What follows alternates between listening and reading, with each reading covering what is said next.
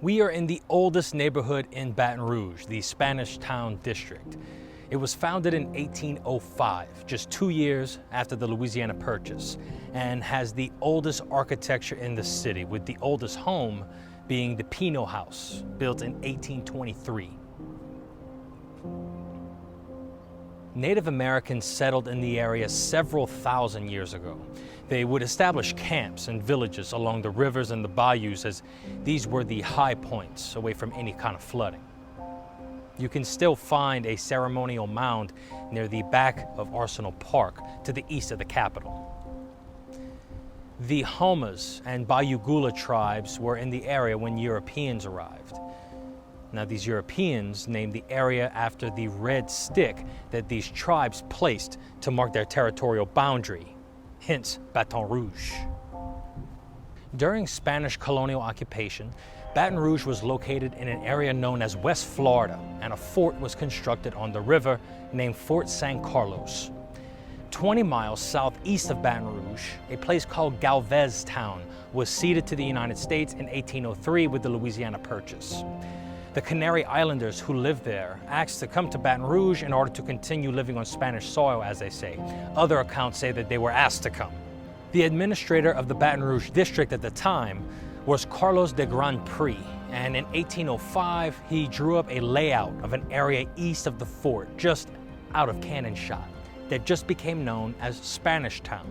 Spanish Town Road is the old public road used to travel between the fort and the settlement, which we are on right now.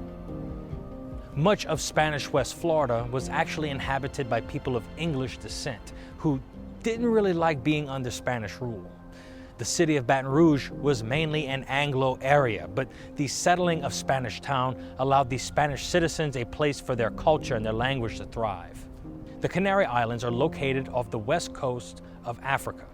These people from the Canary Islands that settled in the area are called Isleños, and their ancestors are still present and spread all around the state today, myself included.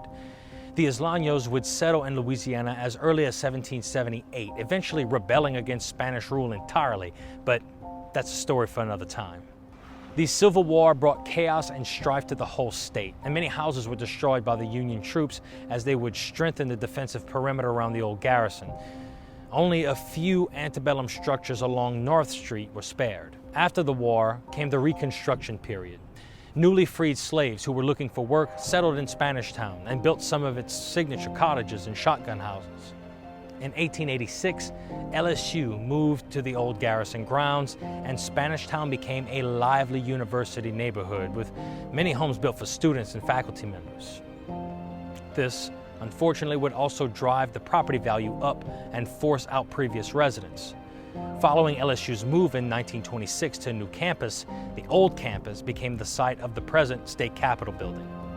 Gentrification and war would see several populations come and go over the years. And today, you can see a variety of architectural styles of the homes here, from bungalows to mission style and Greek revival. Today, the neighborhood has adopted the flamingo as an unofficial mascot, with the motto of "Poor taste is better than no taste." Around the beginning of the Mardi Gras season, approximately 24 large pink flamingos made of plywood are placed in the LSU lakes to announce that the date for the annual Mardi Gras ball has been announced. It is a tradition to kidnap one of these flamingos by boat and put it up as a yard or home decoration. Spanish Town is also known for their massive parade every year during Mardi Gras.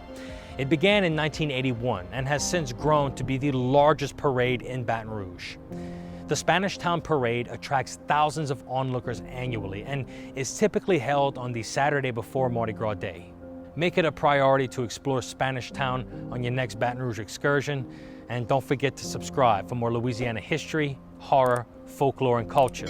I'm Kyle Crosby, and this is Louisiana Dread Quick History.